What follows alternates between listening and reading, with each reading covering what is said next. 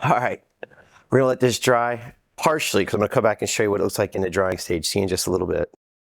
All right, stencil's up. So now we're gonna just take our Marmorino and using a spatula. This is just right out of the pail. There's no color in it. Okay, so it's not pure white. It's slightly off-white. And we're just gonna put some right across.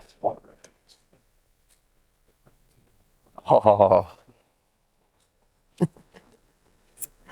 All right, so all you do is just hold the spatula kind of flat and it just rolls right off. And then bring it up at a little higher angle. Whoops. I get that.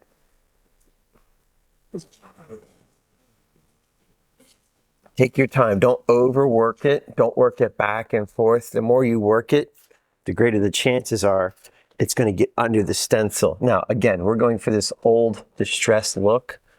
So I'm not going to really fill in a lot of it. I'm going to leave some, like, I'll probably fill in, I don't know,